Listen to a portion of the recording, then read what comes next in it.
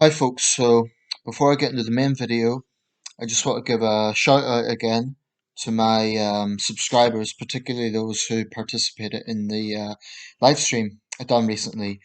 I thought that live stream was very successful. I mean, in comparison to other ones, and hopefully with that sort of participation, I'll be able to do it again. But I don't think it's the sort of thing that will be consistent, so I can only hope on that. Nevertheless, I like to see participation because that's how it works. My idea about the live streams is they'll not be scripted. I'll just talk about anything that my subscribers bring up. And whilst I'm obviously the one talking, I will always, try and give everyone a say insofar as if you type a comment, I'll read that out and I'll read the name of the subscriber as well, so I want to give everyone that opportunity to raise issues, to um, make a point to me, to challenge me, to agree with me, whatever it might be. So anyway, that's something that I'll be doing more often, but I'm not going to schedule any times just yet, simply because I don't know. Um, what I'll do is I'll put a schedule for future. Like if I'm making a live stream, I'll kind of put an advance notice where possible. But it's not something like I'll say, oh, I'm doing it at 2 o'clock next Thursday or something like that, because I'm too busy to have that sort of precision. Nevertheless, I think it's a good thing. Okay, what I want to talk about actually is my apologies. I'm watching WrestleMania 2016, so paused it because I want to upload this video whilst I'm watching it. Um, I might actually make a video about my interest in professional wrestling. It's kind of been somewhat rekindled in recent weeks, months. I've long been a boxing guy, but wrestling has come back to me. Anyway, that's not here or there. Right, what I want to talk about is allies. This idea of allies. Now, I'm not talking about allies in a state of war. For example, the Allies on the Axis of World War II. That's not what I'm talking about, though, I'm interested in history. What I'm talking about is allies in the sense of socio-political context that we see today. Because I think this is a term that you often see on the left. And usually what it refers to is, in the case of racial politics, tends to refer to white people who are deemed to be supportive of a particular movement. And in the case of LGBT rights, it's referring to straight people who are supportive of LGBT rights. Now, on the surface, the term sounds innocent. I've no problem with it. And, it's surely a good thing. It's surely a positive thing. If you support a movement, then you're an ally. That's a positive thing. Nevertheless, I feel this is one of those terms that has kind of been weaponized and thrown around a bit, and can even be used against someone. So, for example, um, let's take someone like J.K. Rowling, right? Now, her politics will be pretty much to the left. She's feminist. In many ways, she's a typical left wing figure, put it that way. She tends to support left wing causes. The one big exception, of course, is on trans issues, and she's been vilified. She's been vilified in that debate. Um, and one of the first things I saw at the time when that started to emerge was we thought that J.K. Rowling was an ally. Um, and of course, she betrayed that in their eyes. By they, I'm talking about the trans lobby. Now, it's not that the trans lobby necessarily saw her as pro-trans before, but she was pro-LGBT rights, at least LGBT rights. So it's this kind of thing like people get pigeonholed. If you support one cause, then you must support others.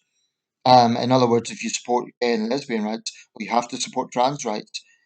And there is people who take this universalist approach to that.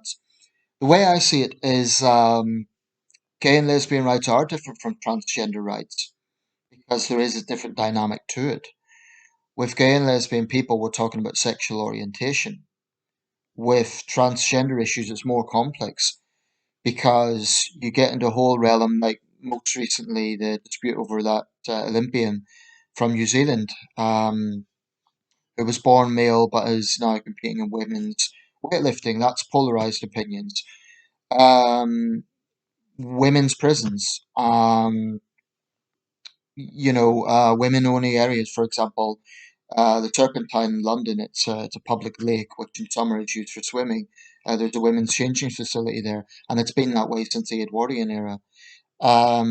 So those are all areas where gay and lesbian issues are not really relevant. It's not, it's not something like, for example, if a lesbian woman commits a crime, she goes to a female prison. That's straightforward. If a gay man commits a crime, he goes to a male prison. But if a transgender person commits a crime, then it gets into murky territory of, well, do they go to the prison to which their biological sex corresponds with, as I believe they should, or do they go to the prison that they choose? Why is that an issue? It's an issue because if you have a biological male going to a women's prison, say pre-transition, then that inevitably leaves the possibility of rape being there. So that's why I don't think it's the same thing, gay and lesbian rights versus transgender rights. That's not to say transgender people don't have rights. I'm just saying it's not the same thing. It's a more complex subject. Um, but this term allies, like I say, is thrown around a lot. You need to occasionally press the DVD, otherwise it's not good to keep it paused. Um, and another one is, of course, on racial issues, which in America is a complete powder keg, more so, I would say, than any other issue. Um, so, an example of this is you get a lot of left leaning white people who are supportive of Black Lives Matter, right? Um, and they're very vocal in that support. They'll go to rallies. They will, forcefully defend the movement, and they will forcefully um, take on anyone they see as criticizing it. And I've had a few testy exchanges with white people who support BLM, a couple with black people as well, but with white people. And the thing is, I think they really pride themselves on being, as they see it, allies. But this is where I would put a spanner in the works. I completely support equal rights. I completely support racial justice insofar as where there is credible evidence of injustice, we need to act on it. That's why I believe it is right that George Floyd, for example, got justice. His family got justice. People will argue about the length of the sentence, but the fact of the matter is the man who killed George Floyd is serving a lengthy sentence in prison. Maybe not lengthy by American standards, but certainly in the UK, that would be considered a lengthy sentence. But the point is, he's in prison. And I think that is a good kind of case study to send out a message to police departments across America that their officers cannot be above the law. That's something I've always been sympathetic to Black Lives Matter on, that basic principle that police officers should not be above the law. I have never differed with BLM on that issue. Never. And I would even give them some credit for making that issue, in the public arena. It's important. Where I have issue with BLM is the fact that they do absolutely have racists in their midst. They will not expel. Now, to me, a responsible organization, a responsible movement, would not polarize people deliberately. So you wouldn't have, for example, when Yusra Kogali, I keep mentioning her because I think it's relevant. She was a co-founder of the Toronto chapter, major North American city. So she's not like a sort of subsidiary, low-level base activist. She's a senior figure in the movement. She made dehumanizing, completely racist comments about all white people.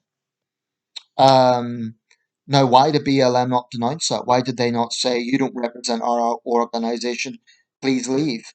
I accept it isn't a corporation in the sense of having a CEO and so on, but it is a movement, and other senior BLM figures could have distanced themselves from that and denounced it. They didn't. There was silence.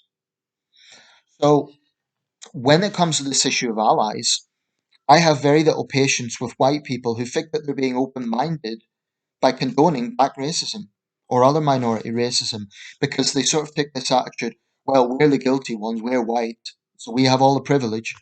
Um, so, I'm going to turn a blind eye to black racism or I'll make excuses for it. Like, oh, well, they're just speaking out of frustration or we have no right to complain or something like this.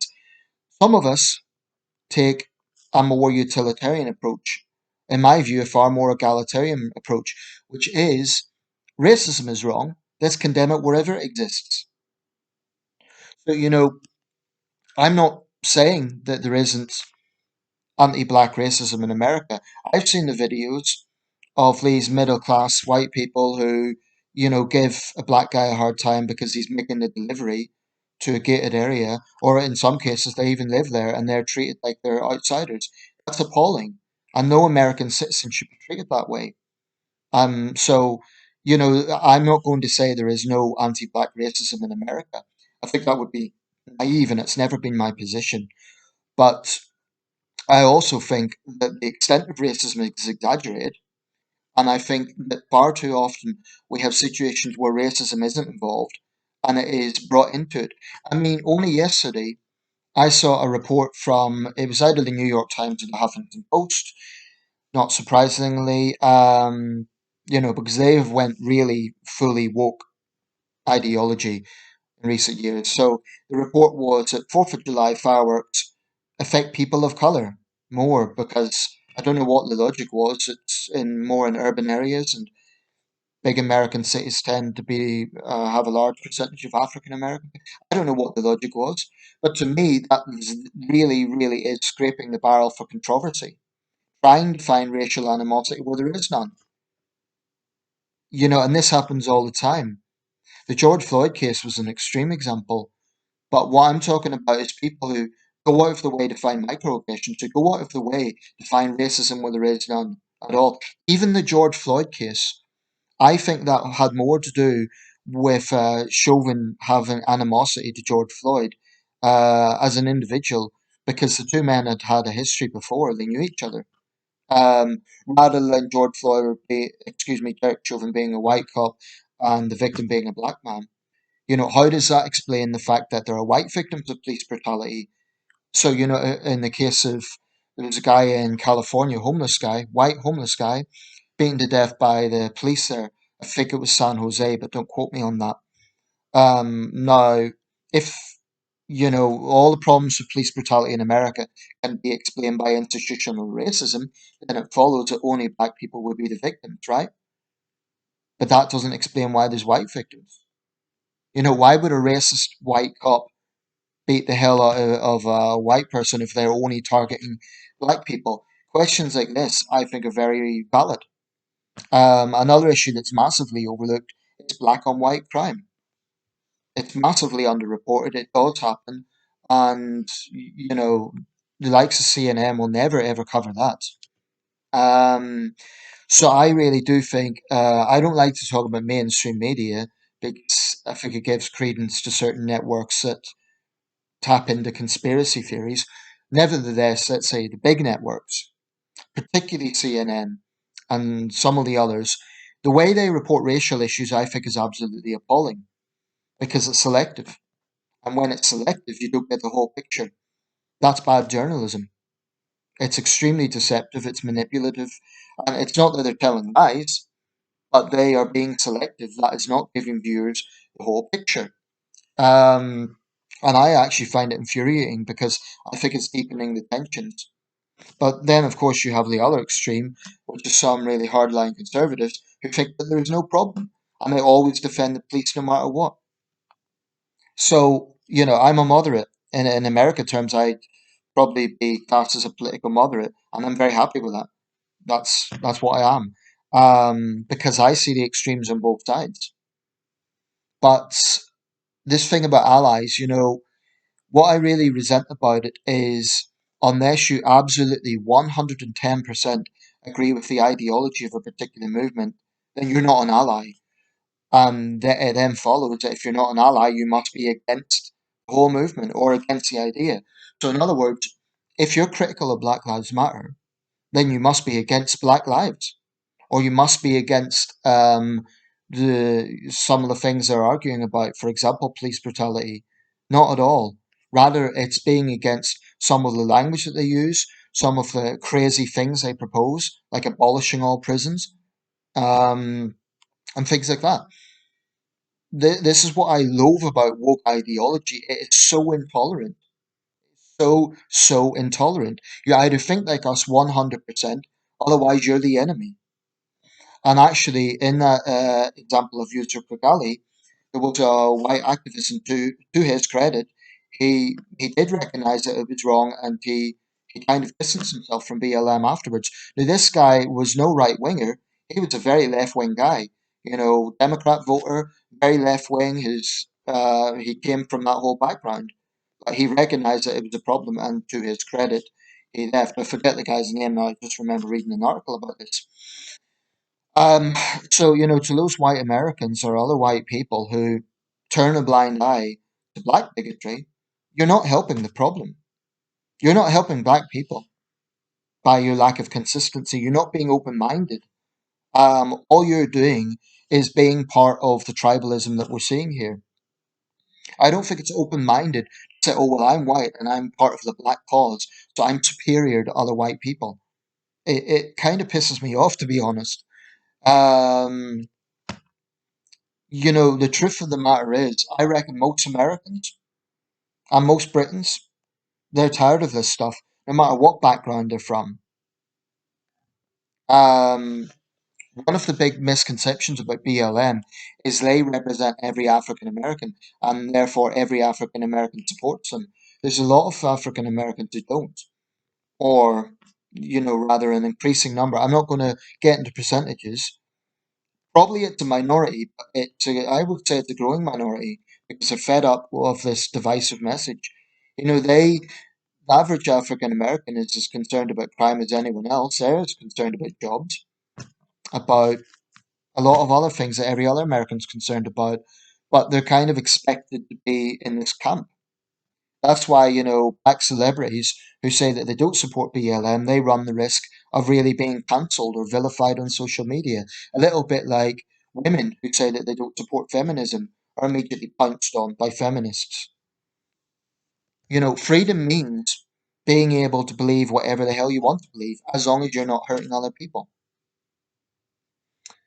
So I'm going to wrap this up soon. In the end of the day, you have to be consistent to your own values, and you can't let yourself be bullied. And this idea that the loudest voice is the right voice.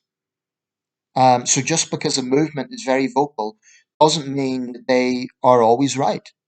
And one of the biggest mistakes I think that's been made in the Western world in recent years is this idea that because people have the right to protest, then they must be given a platform, and their voice is the only one that matters. So if you look at the way BLM representatives have been pandered to by the media, by the BBC, by CNN, they're basically given a platform to say whatever one they want without challenge.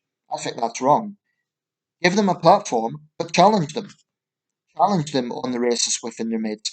Challenge them on the fact that wherever BLM has a rally, or oftentimes there is trouble.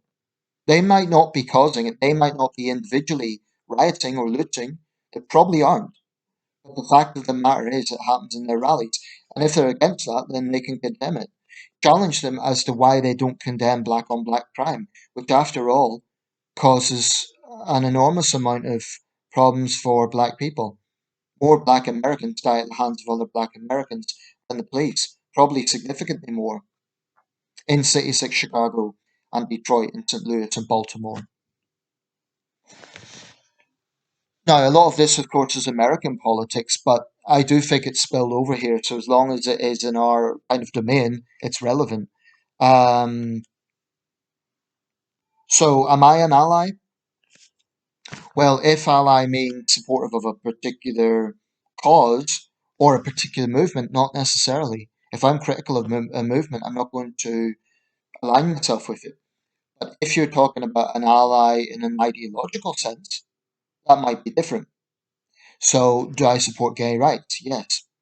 Do I support black rights? Yes. Do I support human rights? Yes. In that sense, I guess I'm an ally. But I refuse to be pigeonholed. I refuse to be labeled an ally or not an ally. I believe what I believe. And these movements have to stop, tribalizing people. I mean, they might argue, for example, on the LGBT thing, that straight people who are allies are helpful because, they speak out against certain stereotypes. Let's say, for example, you had an alpha male straight guy, and he spoke out in gay rights, that might be empowering for them. I appreciate that.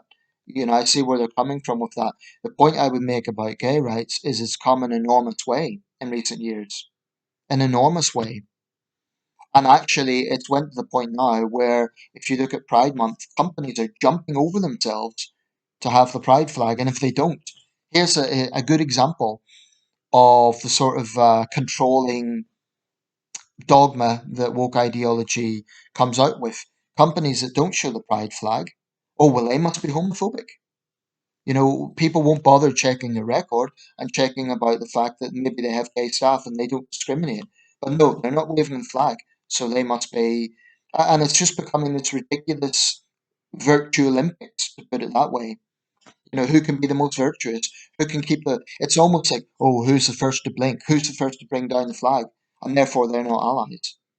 It's pathetic. And it's the other extreme from countries that, have no rights whatsoever. Surely what matters is that a company doesn't discriminate and a company gives LGBT staff equal rights. Um, or really, I should say LGB, because like I say, the transgender issue, it's grey territory, I think. But it's this is just common sense stuff. Treat people with respect. That means also not special rights, not hiding behind a demographic every time. It's just something I think needs to be considered. Now, there is a school of thought, who will look at this video and they'll say, I'm a reactionary right winger. I'm a conservative. I'm X, Y, and Z. Because the truth is, to a woke ideologue, it doesn't matter what you tell them. It doesn't matter if you try to meet them halfway. They will paint you as if you're not with them 100%, then you're the enemy. It's a very, very closed minded way of thinking. And it bothers me. I mean, I've left comments on news sites where I've tried to be as diplomatic and neutral as possible, and it still had little thumbs down and laughing emojis. Doesn't bother me. It's water off a camel's back, but it's just an example of the way certain people think. You're either with us 100% or you're against us.